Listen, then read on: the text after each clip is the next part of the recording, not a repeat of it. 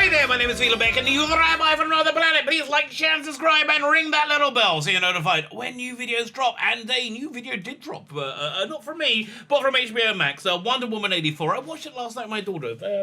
How old is she? 20? 28? 20-ish? I don't know. Yeah, no, she's 20. Who was really excited. We liked Wonder Woman 2017. I was certainly stoked for this. Not very good. This is when I say not very good, hot garbage. It is very, very bad on every freaking conceivable level. I'm going to be doing a quick review of it, but mainly I'm doing a watch-along, a live watch-along tonight. I'm hoping to get a panel together, 5 p.m. UK time. You don't need a copy of the movie to enjoy the stream. We're going to describe what happens, and it is absolutely diabolical. It's diabolical. I think probably it was a stroke of massively good luck for Gal Gadot and Patty Jenkins that this got dropped on HBO Max, where they can hide the audience reaction, which is not good. It's not good. It's not good at all. Okay, before we get into it, can I ask you guys, can you hit the like button? That'd be great. Can you hit that share button? That would be fantastic. But mostly, hit that subscribe button. Hit that subscribe button. If you subscribe, of course, you can enter my weekly competitions. Now, this one takes a while to go over the prize because there's so much to it. This is the Rabbi from Another Planet's Christmas stocking. I'm going to give it away tonight on the live stream. You get a bunch of stuff, a whole bunch of stuff. One person wins everything. Winner takes all. We get James Bond, Quantum of Solace on Blu-ray. We got James Bond Legends PS3. We have Star Trek PS3. J.J. Abrams. I like this version myself. Well, what can you do? Red Dwarf, Back to Earth on DVD. We have what else we got here? Countermeasures, or Big Finish disc from called the Movellan Manoever. Pretty darn good story, if I say so myself, even though I have nothing to do with it. Dark Shadows, Kingdom of the Dead, Part 1, full cast audio drama. Highlander, there can be but one, apart from this other one. Adrian Paul, this is a book on tape called Kurgan Rising. We also got, super rare, an audio adaptation, one of the Dalek strips from the 60s, the Mechanical Planet, starring David Graham, the voice of Parker from Thunderbirds, also voice of Daleks, the Nth Doctor, everyone's getting all this stuff, only one winner. Nth Doctor, great book about all the Doctor Who movies that were never made. And what else we got? We have Judge Dredd, Justice 1, really good graphic novel, Judge Dredd in Space. And we added in today, because I was adding in new stuff each week, we added in today The Axeman Cometh, the Melvin Stone mystery starring Nicola Bryant. She's basically an aging screen queen in a council sci-fi show that's getting revived. It's riffing a lot on Doctor Who. It's taking the piss out of Doctor Who from what I can tell. So what do you need to do to win it? All you need to do to win it, subscribe to the channel, subscribe, and in the comments leave the hashtag Merry Christmas, one and all. Merry Christmas, one and all. Go check the video notes. Everything you need to enter is there while you're checking the video notes. Go check my Indiegogo. Add your email address to the sign up list. That'll be Fandabby Double Dozy. Thank you very much. So you know what wasn't Fandabby Double Dozy? Wasn't Fandabby Double Dozy at all. Wonder Woman 84. Okay, so this is how I started watching it. We got a lovely new puppy, a wonderful new puppy. She's only 8, I think she's 7.5 weeks old. Such a sweet little puppy. Oh, she's so gorgeous. So my daughter, I have a 20-year-old daughter. She was home for the weekend. She really wanted to watch it. She's loved this puppy. So we brought him downstairs into my den, my TV room, where we've got big screen TV. You can have a cinematic experience and have a little puppy with us and watching it. She's so cute. And the puppy lasted about 20 seconds. And my was like, and the puppy was right. She didn't like it at all. So it opens up with this super cringe sequence. You got Gal Gadot doing a voiceover, saying sometimes I can't remember my childhood, but sometimes it's very clear. And what's happened is, that arc we had, that wonderful arc for Wonder Woman we had in that first movie where she became a hero, right? She actually became a hero, and she had like a growth and change, and made herself a compelling character. That's all gone. Now she's a Mary Sue, great at everything from birth. And so this is some kind of like Olympic game sort of thing happening on Amazonia Island. Very, very, everything made very much not for the male gaze. You have all the like contestants lining up, right? And they're like, she's kind of fit.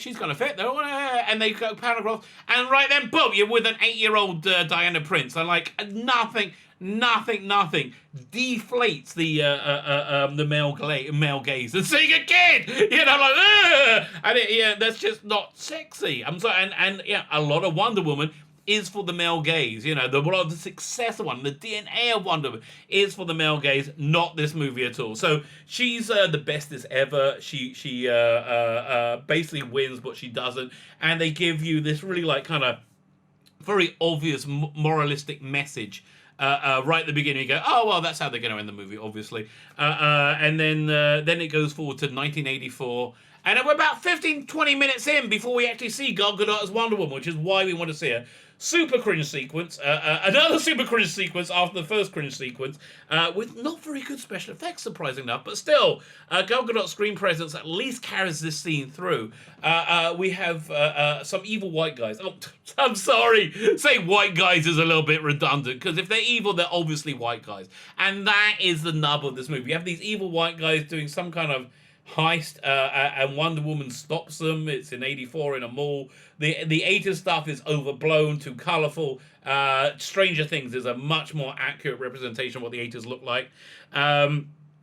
And then one of the robbers is so evil, so unbelievably evil, he takes a little girl hostage and dangles her over the edge of the balcony and says, "I'm going to rob her, man, I'm going to rob her." And then the other robber, so evil is this guy. The other robbers go, "Put the kid down, man. Oh, that's over." Okay, so fine, we got, and then one woman comes in, saves the day. And we're in the 1980s, and we're pretty soon we're introduced to Kristen Wiig. Yeah, you know what we all thought when Kristen Wiig was cast? Like, well, that's weird. Yeah, I think that too now after I've seen it as well. Okay, Kristen Wiig is essentially her Saturday Night Live's Kristen Wiig, which actually makes sense because this movie has all the political tact and subtlety of a Saturday Night Live skit in 2020. It really does. We meet whatever her name is, and she's a klutzy woman, can't walk well in heels. Nothing's good for her. She's mousy, and Diana Prince is kind of friendly towards her. They start to become girl pals, especially when she has some artifact that she wants to know about. And so you got that thing going on, and then we introduced the Trump-like villain played by Pedro Pascal. It's so obviously a Trump-like villain. So I was listening to Hills versus Babyface review, and he said he didn't find it a Trump-like. Here's where I think he's making a mistake, right? Here's where I think he's making a mistake. He's not a Trump-like to anybody who's in any way sane, right? Anyway, sane. This is obviously not Donald Trump.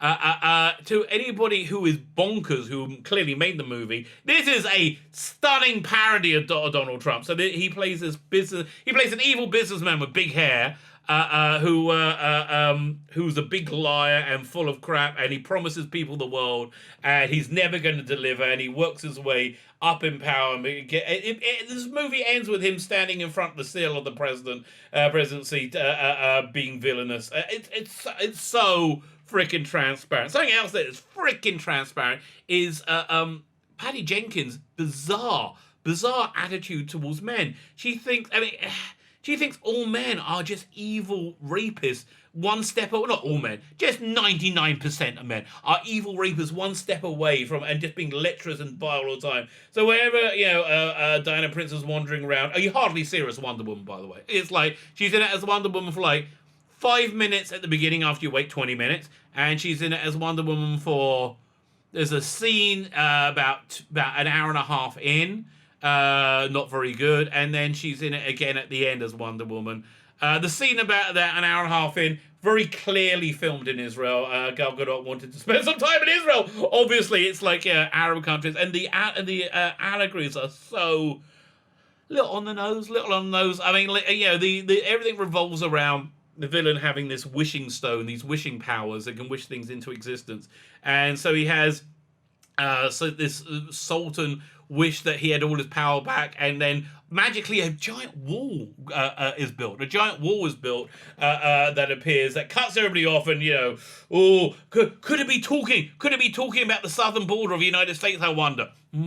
Yes, it is. So it just, woke trope, wokeness after wokeness after wokeness after male hating after male hating. Just it's unbelievable. I tonight when I do that watch along, I am planning on having an evil man counter on the screen, so we go bing, bing, bing every time. Every time we get to one.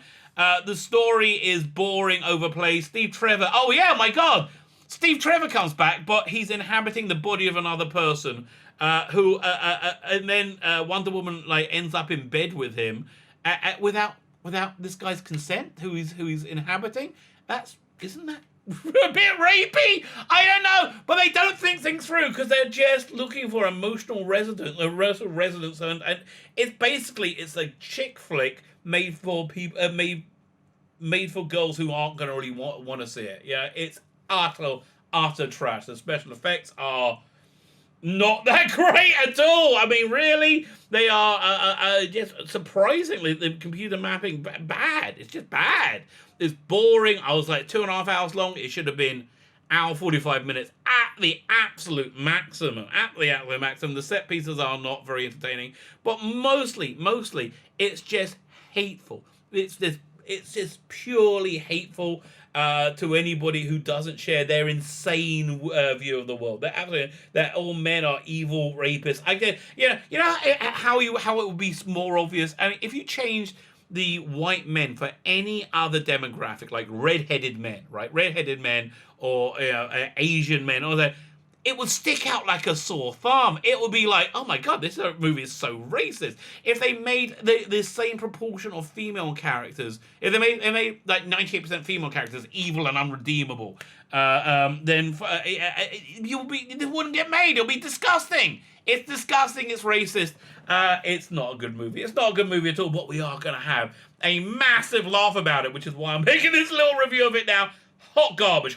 Join me tonight, 5 p.m. UK time, noon Eastern Standard Time. I guess that's 9 a.m. On the West Coast. This is not to be missed. This is absolutely dire. My name is Sheila Becken, the Rabbi from another planet. Please like, share, and subscribe, and ring that little bell so you're notified when new videos drop.